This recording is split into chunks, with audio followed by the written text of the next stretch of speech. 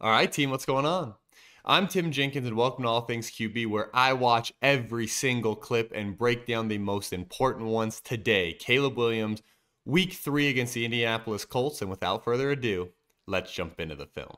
All right, team, we are jumping into this thing, and the first clip we have is not a pretty one. It is not a pretty one. We got to talk through it. There's somewhere it's like you don't even need to address, right? It's just like, hey, you're going to have physical errors, right? You're going to have mental errors. This one, though, it's just for this to be so early in the game,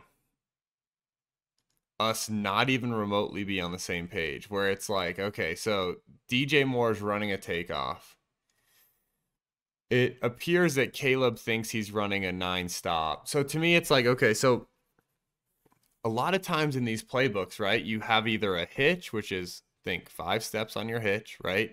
Your outside foot is your inside foot's up. So it's your outside foot, inside foot, outside foot, inside foot, outside foot, so that you can snap on, right? So you either have a 5-step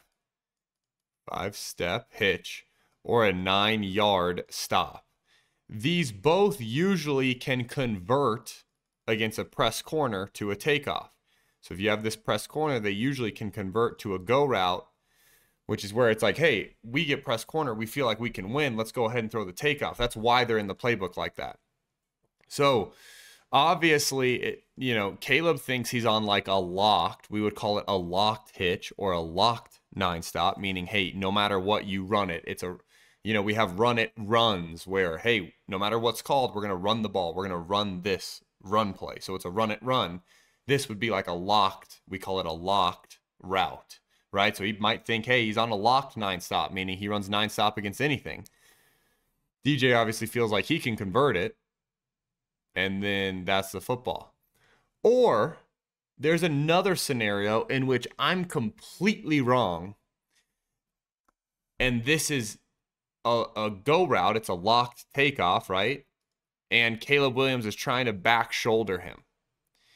If that's the case, this is the worst throw that I've seen.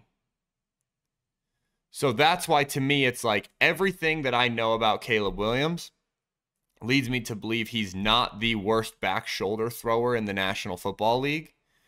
Therefore, I'm betting that this is a 9-stop hitch conversion type misunderstanding for these two. And I'm praying that this is not intended to be a back shoulder. So I'd be interested. A lot of you guys are great. A lot of you guys are like, oh, Tim, hey, he addressed this in his press conference. If this play was addressed from either DJ or Caleb, I would love to know what they said this was. So with all that being said, obviously not on the same page. We've got it as a no grade because if it is indeed like a locked 9-stop, then Caleb's in the right, DJ's in the wrong. I would always bet on the vet being the one who knows what's going on transparently. Okay. All that being said, this is the next play.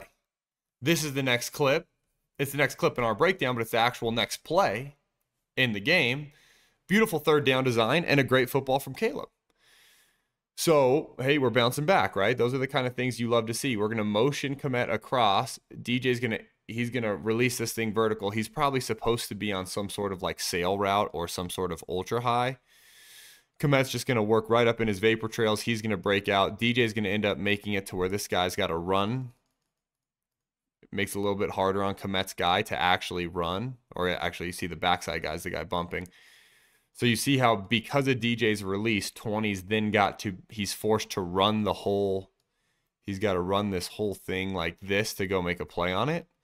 So DJ with a great release, a good veteran move, get vertical, and then they're going to put Komet behind him on that speed out. Good pitch and catch, good conversion, right? Third down, 3rd and 6. We manufacture an easy completion. And we get our eyes to the right spot. Everybody does their job. We hold up in protection. That's how it should look. That's how 3rd and 6s should look in the National Football League if you're operating an efficient offense. If you're operating a good quality offense, these are the kind of things we should do. We should schematically win, and then we should also execute said scheme. So I love that. And I love the little bit of movement. And I know guys are, it's, you know, people think, hey, it's not that big of a deal. It is. That little bit of movement. You force 20 to come from the backside. The vertical release, 20's got to run the perimeter. Next thing you know, conversion. Okay. Now we got a little 4th and 1, and I straight up love it, man. This is being aggressive from the quarterback position, even though you are a rookie in the National Football League. I can't tell you how much I love this. Okay. This is a run play. So we talked about it earlier in the video, and I'm kind of happy how this whole thing's playing out for the viewers, because we talked about it earlier in the video. We got run it runs, okay? This is not a run it run, meaning this is a run. We got run game, boom. I should draw it like that, okay? We've got run game, and we've got what we would call a sight adjust, right? Where DJ Moore is literally just going to run like a little half, not even like really a bubble, but instead of being the traditional smoke, he's going to kind of keep his momentum going forward a little bit and widen, because look at where he's at on the field. He's probably 5 yards from the inside edge of the numbers on the pro field, which means he's got a ton of space. So he's going to work somewhat of like a light bubble. But if we get off corner, they tell him, hey, throw that thing out there, and instead of just jamming this thing in here, right? Let's give DJ Moore a chance to win, to make 1 yard when he's got a guy who's, let's call it 1, 6, 7, 8 yards off of him. Give him a chance, right? Give him a chance. Throw it out there. Caleb gets him the ball. The guys close the gap to where now it's just DJ Moore versus him one-on-one. Can DJ get a yard? And I think everybody in Chicago would bet that DJ Moore can get a yard every time on that look. That to me is, love the design, love that we have this option, mostly love that we have a rookie quarterback feeling confident enough to just fire this thing out there. And then DJ Moore, of course, doing what DJ Moore does, which is he's a playmaker. You get him the football and he will make plays. He is a bona fide #1 in the National Football League. I don't care. He's a #1. I love it. I think that's great ball. I think that's a great 4th down call, and I think it's a great 4th down decision from Caleb, and I think it's an even better 4th down move by DJ Moore. This one I got a bad-ish, and it's just give him a shot at it. Give him a shot at it, baby. Okay? Little creativity. There is plenty of Shane Waldron criticism coming in this video. Okay? There's plenty of it. With that being said, we still need to talk about plays that can be made and creative plays and give him credit there. Which is, we've got this release. I think it's supposed to be a post. Potentially can convert to this vertical.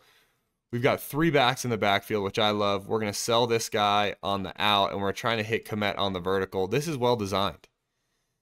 This is well designed. We've got Komet. We've got him. He's open. Caleb's throwing to him too. Caleb knows he's open. Caleb knows he's got him.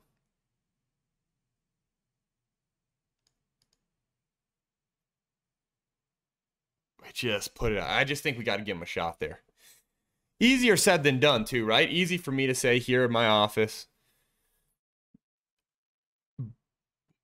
But it's like, I think he's trying to give him a shot. I just think we got to keep this thing in bounds. I don't even think, I put bad-ish because I don't even think it's a horrible football. I do think Komet could probably have tracked this thing and made a play on it. I do. I think he probably could have tracked it and made a play on it. With that being said, I think if we just throw this thing in the field of play a little bit more to where he doesn't have to center field spin and try to locate this ball, I mean, I think it's a huge chunk play. I think it's a huge chunk play. He's also got this guy bearing down on him, right? So it's like a lot of stuff going on. I do think Caleb is talented enough to obviously put this thing in the field of play and give our guy a shot.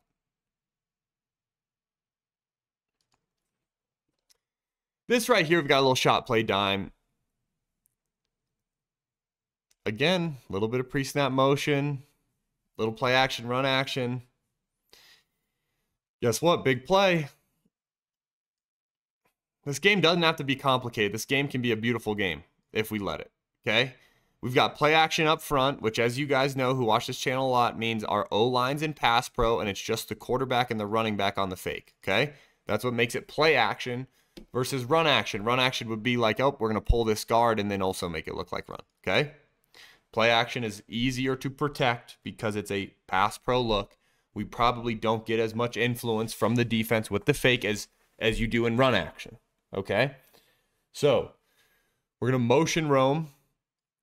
DJ's going to be here. Rome's going to be on the takeoff. Nope, DJ's on a sit. My apologies. DJ's on a sit. Rome's on the takeoff. Caleb Hunt's with the football. Great throw. Great throw. Really great catch. Again, great play design. Great design here. These are the kind of plays that actually make it worse for me because it's like, obviously, we know how to design stuff and call stuff, right?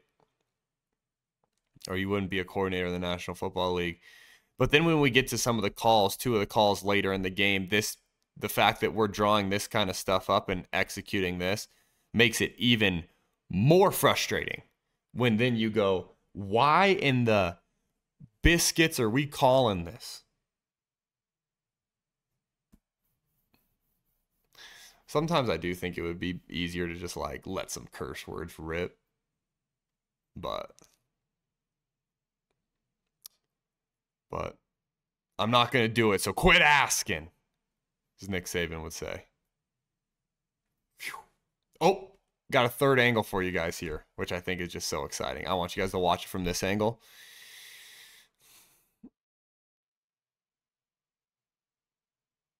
Yeah. Are you kidding me? Are you kidding me? Just drop it in the bucket, why don't you? Just drop it in the bucket. How good is that? How stinking good is that? This one, we've got the interception.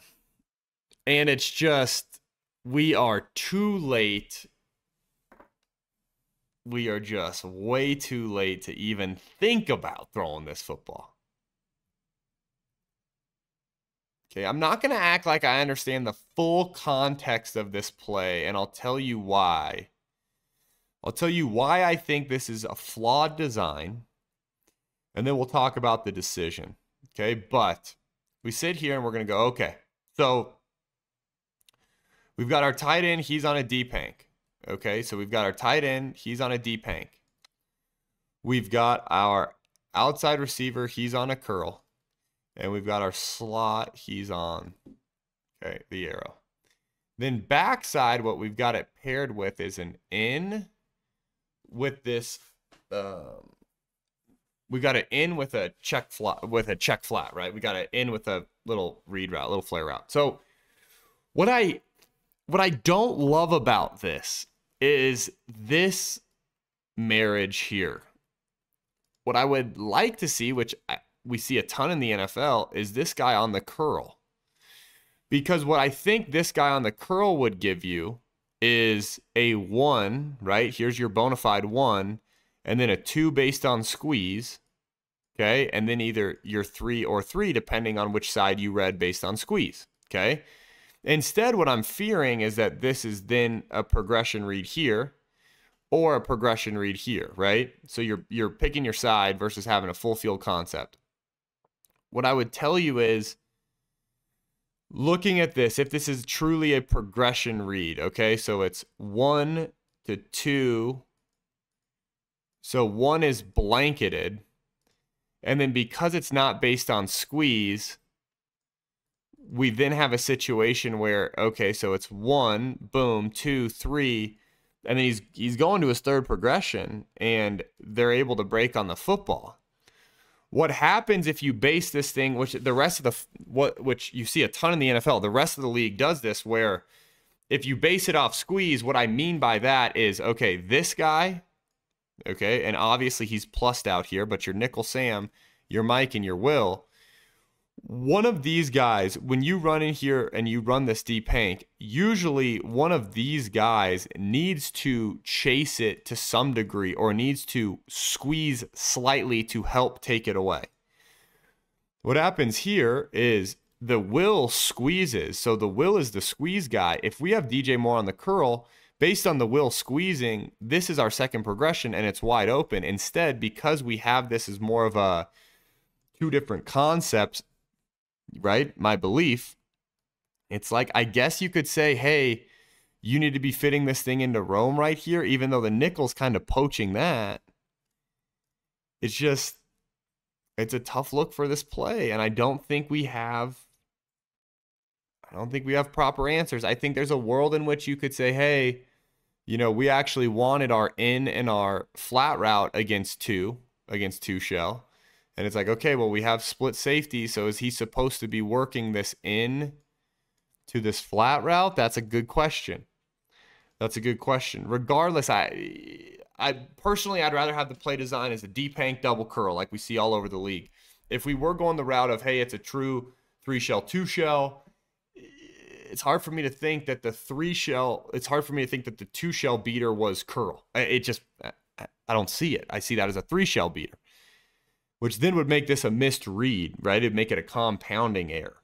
So I know a lot to digest there. But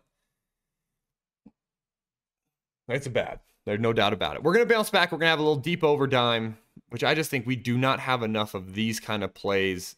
We do not see this kind of stuff enough on this Bears tape, which is just a traditional, let's go ahead and hit them with play action. Let's give them a traditional look, which is this deep post, deep over. You guys who watch this channel know I love this concept. Samurai, use your running back out in the flat as our flat control to make sure this guy can't peel off and jump under the deep over.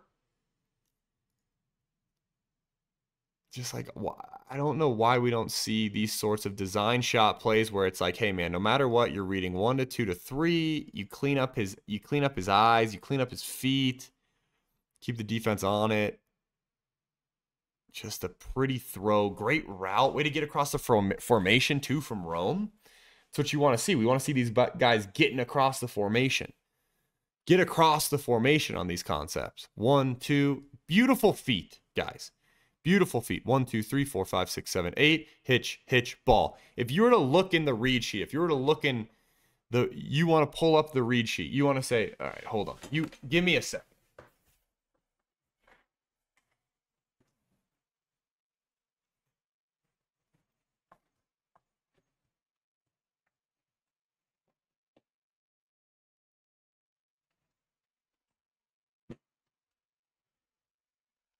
All right. If you were to say, hey, Tim, what's this look like in the read sheet, right? Hey, what's this look like when you're looking at your read sheet? That's what it looks like. It looks like 7-8 hitch, right? 7-8 footwork hitch. First progression is the deep post. Second progression is the deep over. Give it to him. That's what it would look like if you were to say that. Sorry it took me so long to locate too. Just recently moved from the office, moved to the house. Think, trying to get a little bit more time with the kiddos, but also still pump out content and run a company, right? So anyways, moved it. So I got a bunch of junk in there. With that being said, all this being said, absolutely perfect footwork. Absolutely perfect footwork. I hope you guys stuck with me too through that little, I feel like it was a good 20 seconds. I hope you guys stuck with me through that 20 seconds as I was digging around back there. And if you did stick with me, give me a little comment that says, I'm sticking with you. I'm here, and I hear you barking, big dog. Because I just love this. 8, hitch to the deep post, hitch to the deep over, deliver a dime. You want to play quarterback in the National Football League? That's what it looks like. And that's also why I'm all piss and vinegar about the fact that we don't have more of those looks. Because we're sitting there, and it's like we got a young quarterback who can make it happen. We've got personnel that can do it. DJ Moore can fly down the field. I got Rome on the deep over. Keenan Allen coming off of, he's at some point going to play. Heck, put Komet on the over too every once in a while. Put him on a little slumber route. Okay, here we go. We got this one I love too. We got third down progression. This is what then sets up the ability to go for it on fourth down, which then sets up the ability for us to get to the worst call that I saw in the National Football League as an offensive coordinator. With all that being said, it is third down. Look at him work this progression. Okay, so what do we have? We've got a little takeoff here. We've got a little sit route here. Boom. We've got a little flat route here. You're probably reading this thing 1 to 2, and you're alerting this pre-snap if you're going to take it. Okay, if you're going to take the fade, you knew pre-snap. Now, is there a world in which we should be firing this football? There is absolutely a world. With that being said, he felt sink, I'm guessing, and took the flat. Okay? He took sink and took the flat. Boom. Which gets us to 4th and inches, I want to say. Either that or it got a first down. I can't honestly remember at this point. I'm so fired up. But what I do know is that they converted. I want to say they had to run the ball one more time. I want to say it got to 4th and inches, but it looks like he got it. So let's just say he got it. Anyways, at the end of the day, what happened was we got it. We ran some wildcat. We ran the ball a couple of times. Moral of the story, it's 4th and 1 on the 1-yard line. It's a 7-0 ball game. It is a highly competitive football game. We just ran speed option with the number 1 overall pick. We got rid of the kid that can run speed option. We sent him to Pittsburgh. What are we doing? Not only are we running speed option, we're running speed option into a look where they can probably account for everybody. Right? So we're going to block this guy, we're going to block this guy, and let's say hypothetically we're going to block this guy hypothetically and read him. He's going to scrape over the top and make a play.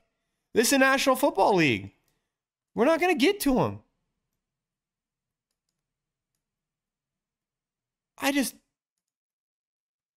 The thing that we compound it because we don't block either of them. But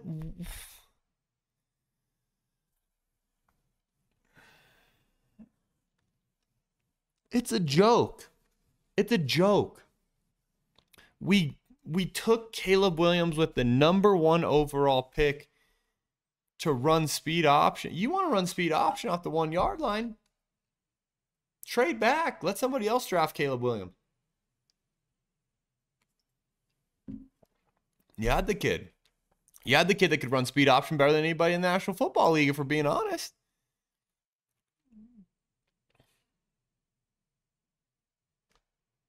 Just an embarrassment to the game.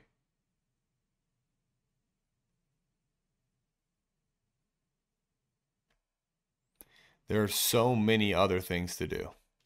Now, if what you thought was going to happen was you were going to get such massive bump that you were really just playing against one guy out here, right? That's fine. But then have a check. Let's get out of it. Have a check. And then out there, I know there's someone out there watching this. Well, Tim, actually, it's a pretty good look because, look, if you block this guy and then you climb up and 70 gets this guy, you read it off this guy. Heck, if he goes upfield, Caleb keeps a touchdown. If he goes down, Caleb pitches a touchdown. The person saying that hasn't watched a single Bears game because, as we know, we have a hard enough time protecting straight up 4-on-4 rushes, but I'm sure that we'll get up and we'll block that guy. I'm sure we'll do that. Oh, wait, never mind. We missed both of them, and we fall over. About to spit in my office. I'm so pissed off.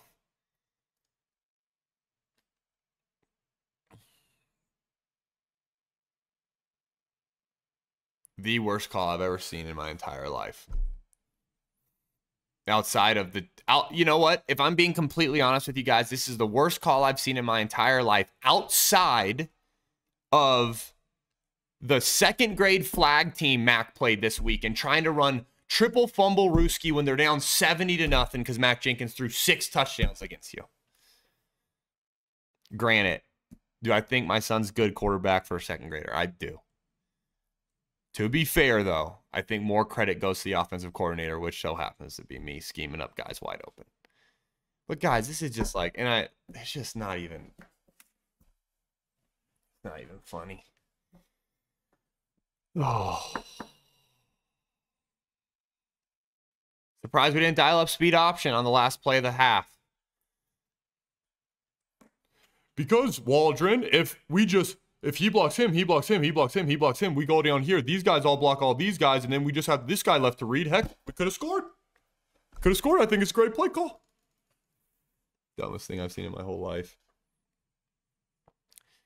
This is actually enjoyable to watch because Caleb does a really good job of hanging in the pocket. A lot of these times, these guys won't rush you. They're waiting for you to escape the pocket because then they want to close it down. The fact that he stays in it is what gives his guys a chance to get downfield, and darn good throw.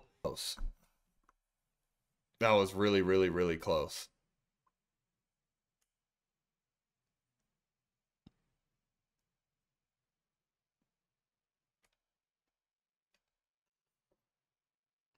That thing was really, really, really, really, really close. That was really close, man. All right, team, it is halftime. We are halfway through this video. We've covered 10 clips. We've got 9 more clips to go. Do me a quick favor. If you've enjoyed this video so far, please like this video and subscribe to the channel. And as always, FTA this thing, which means comment for the algorithm. And then you football junkies like me, jump over to our Patreon account. The link is in the description. We have more clips and longer breakdowns over there.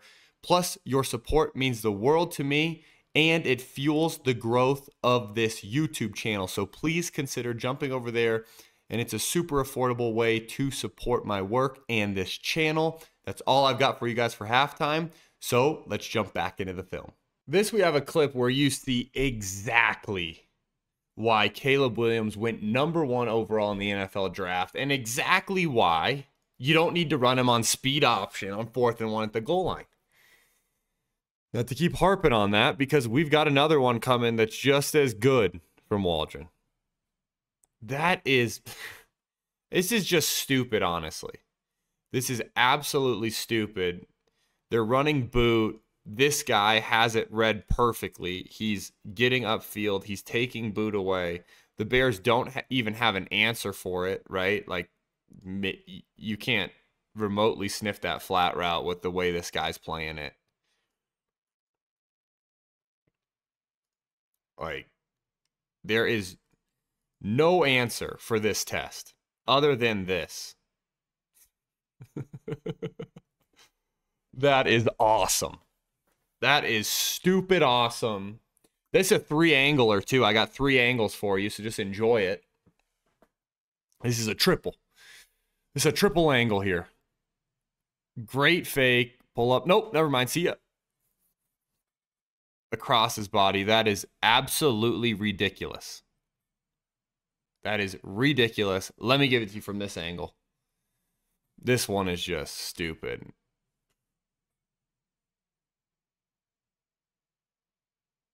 That is just insane playmaking.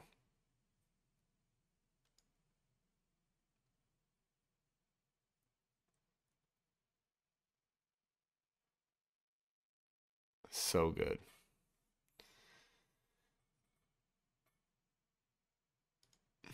That is so good. Here we go. We're doing it again. We are doing it again. It is 3rd and 8. Never mind. I'm going to let you guys watch it, and then I'm going to talk through it so I can get some mental fortitude back.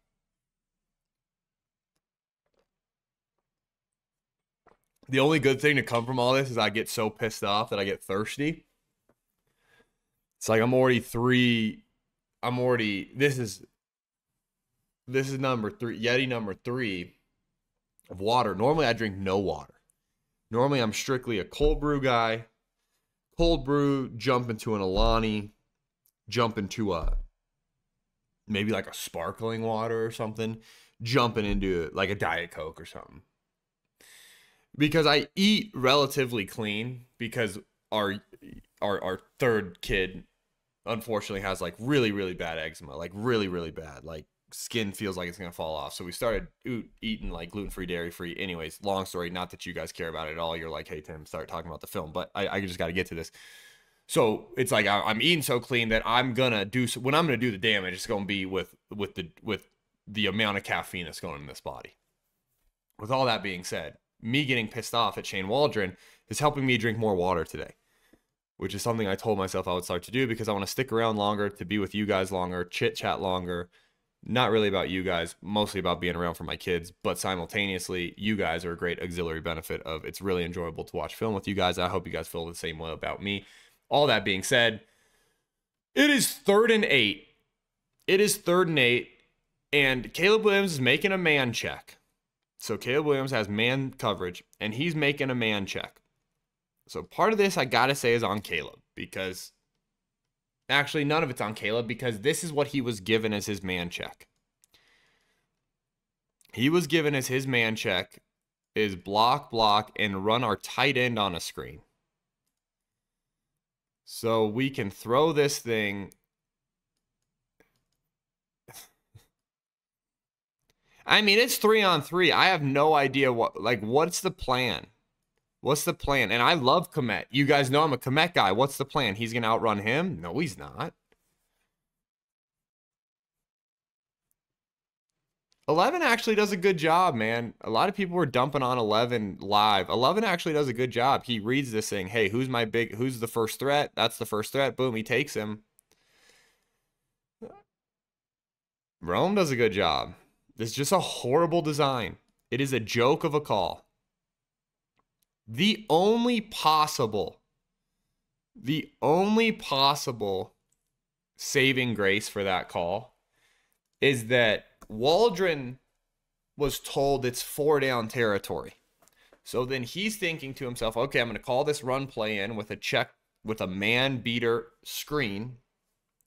Let's hope we get 2 or 3 yards to get it to 4th and 5, right? That's the only possible explanation for such a bad call. And then Eberflus, of course, changes his mind the same way he took a timeout for no reason on 3rd and inches. Timeout. Or before a 2-point play that we don't get. So that's the only thing that I could possibly say. Is that he was told it was 4-down territory. That changed. They kicked the field goal. If he was not told that it was 4-down territory and that's just like the best that they got, that's going to be tough.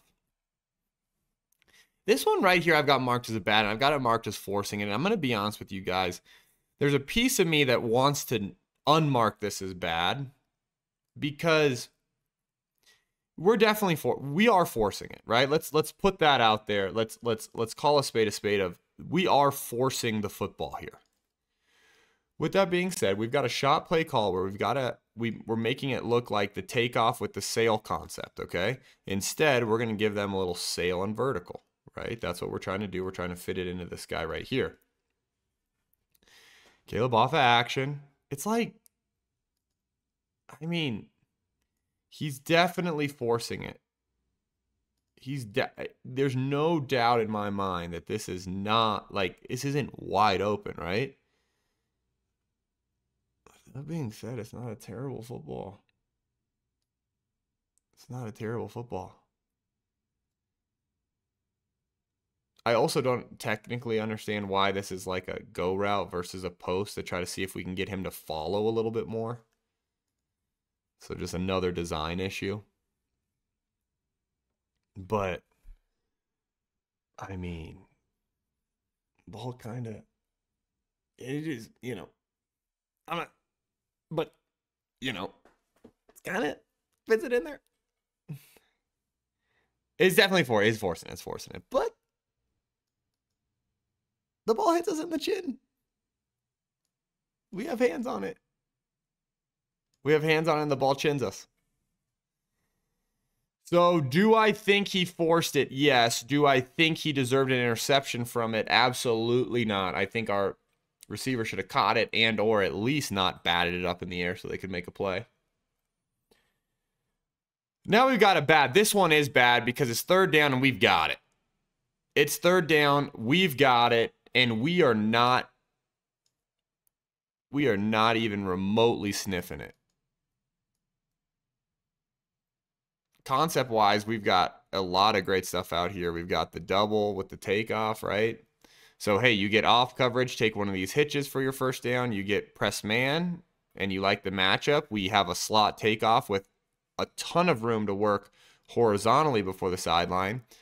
And then also, you've got a whip route here with an in. I mean, I think from a play concept, this is definitely a pick aside. It's definitely pick aside dealer's choice.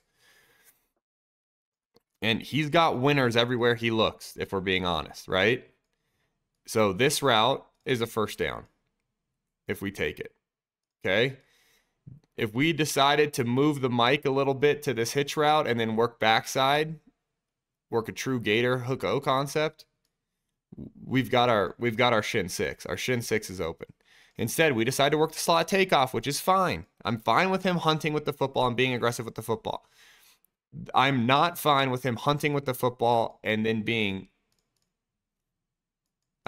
7 yards overthrown on a 3rd and 4 is just unacceptable. If we're gonna throw this ball, this has to be a 50-50 throw. You'd rather see this ball get intercepted than do this. Not actually, but you know what I mean. Like, put it in harm's way over doing that. It's 3rd and 4. We have a one-on-one slot takeoff. Do not overshoot it so bad that, like, we cannot do that. That is what we absolutely cannot do. We cannot do that one. And it's what we did. It shouldn't be marked as a bad. It should be marked as a horrible. It should be marked as a horrible. This now we've got a good. We got 3rd and 5. We got a little 3rd and 5 dime.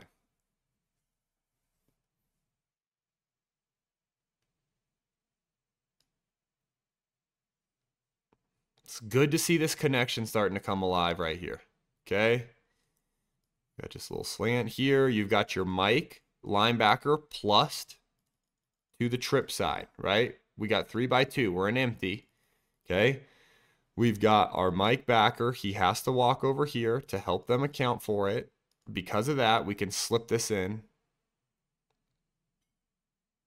Good read, good call, good design, good catch, good route. Really good 3rd down conversion. Really good 3rd down conversion.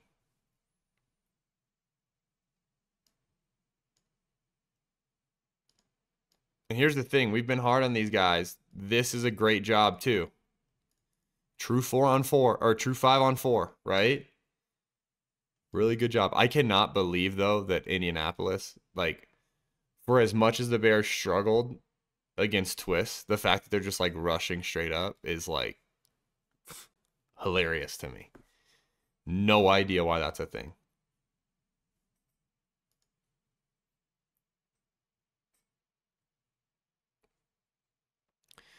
We got 3rd down commit. 3rd down commit. This is probably my favorite 3rd down clip of the day because what you get is you've got this here with this, and then you've got just like a little one-on-one deep stick.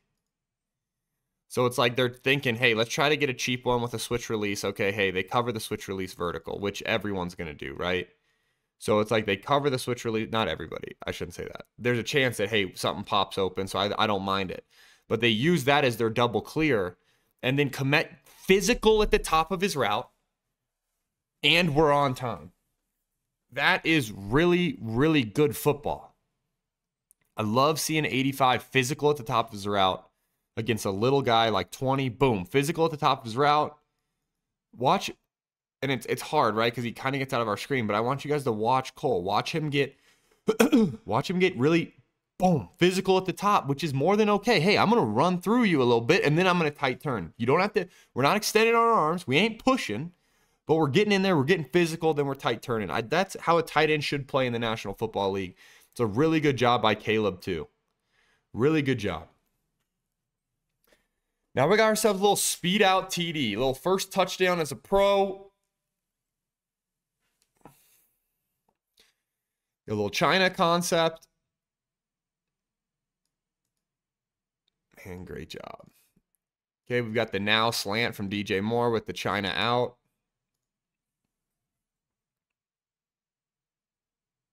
Look at that. It's a great ball. Great throw. Great job by Rome. Exciting for both those guys. I think they said Rome ended up getting the football, right? Caleb gave Rome the football. That's the thing that's going to go underappreciated. Snap outside the body.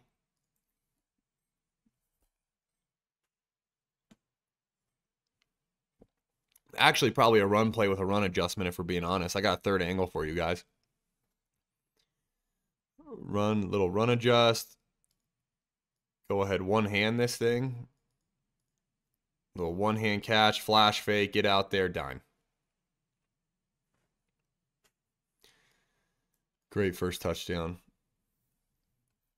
Now we got a little 4 verts. Okay, we got a little 4 verts to Komet dime. And I got to tell you guys, man, I think Komet's a darn tough football player, and I think we got to start appreciating him in Chicago because it's about time, too, they started throwing to the damn guy. So we've got 4 verts here. Caleb fits this thing in this window between him, and him, right? Which you guys are going to say, oh, there's 3 guys. It's not then a bad decision. It's a good decision. Fit this thing in. But the wear and tear that 85 took in this game, and he kept getting up, you've got to love. We've got to start loving tough, gritty football players. Okay, we got to start loving them up. All right? Here's the thing with this election coming up in November. You guys want to be honest? If we elected more tough, gritty football players to office instead of who we have running to office, America would be in a heck of a place. If we could only vote for offensive linemen, if offensive linemen were the only people that were allowed to be running for this country, we'd be all right. Because I'm not hearing a lot about offensive linemen being selfish. You know? Now we got a bunch of corners in there, a bunch of receivers, might be in trouble. But a bunch of offensive linemen would be all right. And that's nothing. I love corners and I love receivers. You guys know I love receivers. With that being said, I'm just saying, if we got a bunch of linemen in there, we'd be all right. This is a great football, too. It's a really great throw. Look at this.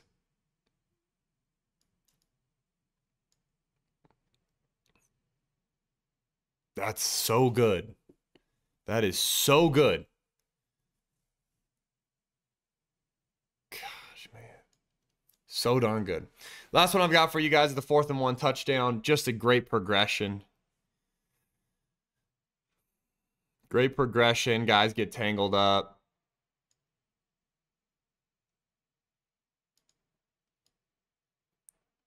They're trying to do here is inside vertical release. He's going to get to the corner. He's trying to follow, and then boom, he's in the flat. What ends up happening is the Colts don't pass it off at all. They double 14. This is supposed to be an exchange. He's supposed to be here. Instead, he's running there. It's either supposed to be an exchange or it's locked man, and this guy is supposed to be on Komet. Either way, we don't get what we think we're getting. We get a wide open touchdown. For Chicago, great progression touchdown from Caleb. Great progression. Really good stuff. So, let me get this thing to here. All in all, are we panicking yet in Chicago? The answer is no about Caleb Williams. If I'm being honest, I'm not panicked remotely about Caleb. If we go through the 2 interceptions, and if I were to frame it in the best way possible for Caleb, it's a terrible design on the first one, or he's reading the wrong side, which leads to the interception. And then he forces a football, and when he's forcing the football, what that turns into is my guy had a shot to catch it, and he batted it up in the air, and someone else caught it. Okay, so let's frame that in the best light if we wanted to. Worst light would be terrible read, can't be late, and then also terrible read trying to force it, right? Which I could say that about a lot of quarterbacks right now. So, are we panicking yet about Caleb Williams? No, I'm not. I like what I'm seeing. I'm enjoying it. Are we panicking about this Bears team? Kinda. Some of these schemes are just horrid. Some of them are really bad. And then the usage of timeouts, the third down and call, was that a miscommunication between head coach Jose? I just think, what are we doing from a coaching perspective? So, are we panicking in Chicago about Caleb Williams? No. Are we panicking in Chicago about everything else around him? Potentially. I need one more week to see how it goes, but if the concepts continue and if the lack of just game management being coherent continues, I thought Smoking Jay was funny, but Drunk Eberflus might be funnier because there's no way you're just ripping these timeouts sober on sidelines. So, I don't know, man. It's frustrating. I'm frustrated with you guys, but I hope you enjoyed this video, and I hope these videos are actually somewhat enjoyable, even though it's 1 and 2, not playing a terrible day. I hope these videos are more enjoyable. I hope I'm not adding salt to the wound. I hope they're enjoyable. Please comment and let me know if they're enjoyable or if it's salt in the wound or if it's a combination of both. But until next time, peace.